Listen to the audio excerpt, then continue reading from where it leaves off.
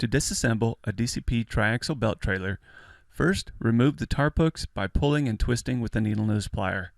Then, peel off the tarp by gently pulling. Next, 2 screws hold the triaxle assembly on the trailer.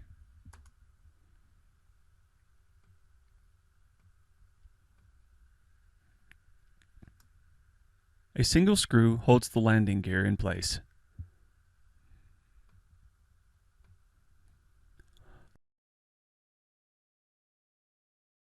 Two screws hold the front of the belt trailer assembly in place.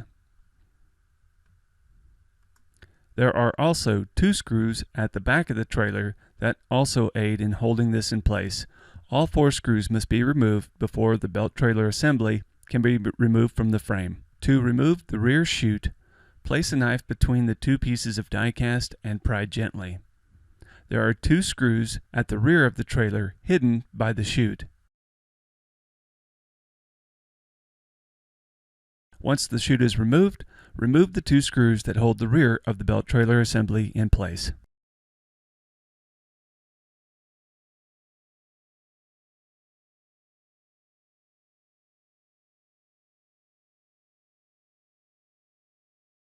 Remove the belt assembly and set aside. The plastic internal parts of the trailer slide out easily in one piece. Finally, a hinged door remains at the end of the trailer.